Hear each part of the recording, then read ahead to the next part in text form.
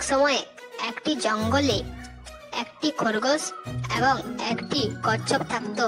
তারা দুজনেই খুব ভালো বন্ধু ছিল, কিন্তু মাঝে মাঝে তাদের মধ্যে ঝগড়া বিবাদ লেগে থাকতো। তোমরা তো সবাই জানো খরগোশ কি জোরে না ছোটে, যেন বাতাসের আগে উড়ে চলে, আর কচ্ছপ চলে আস্তে আস্তে হেলে দুলে। কচ্ছপের ওই রকম হাঁটা দেখে খরগোশ একদিন হেসে লুটোপুটি। খরগোশ বললে, কি হাঁটা শিখেছো দাদা?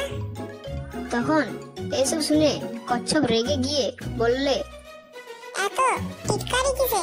এসো না পাল্লা দি। খরগোশ অবাক হয়ে বললে, পাল্লা? বেশ হাসালে তুমি।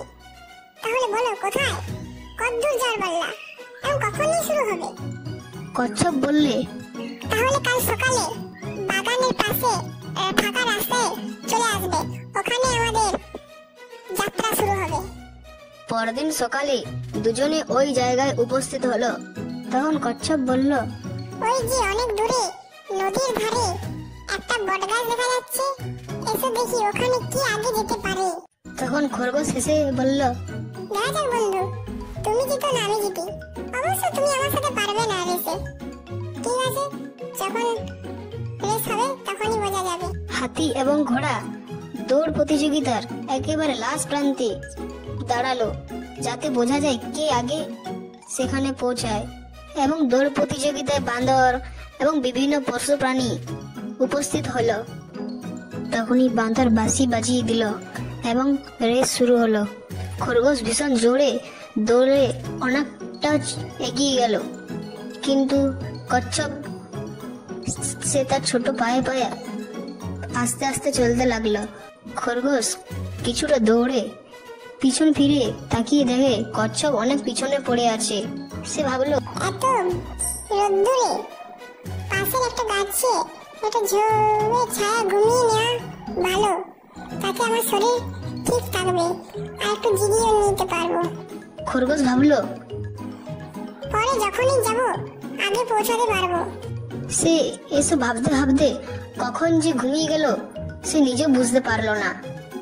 কিছুক্ষণ পরে কচ্ছপ তার ছোট্ট পায়ে চলতে চলতে কচ্ছপ দেখলো খরগোশ একটা গাছের নিচে ঘুমিয়ে গেছে, কিন্তু কচ্ছপ এত রোদ্দুরে ধীর গতিতে একটু না থেমে চলতেই লাগলো।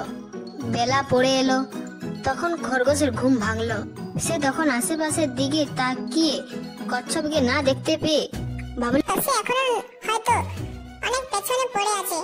তাই সে আস্তে আস্তে নদীর সেই বটগাছের দিকে গেল। সেখানে গিয়ে দেখে কচ্ছপ তার আগে সেখানে এগিয়ে গিয়ে জিরোচ্ছে।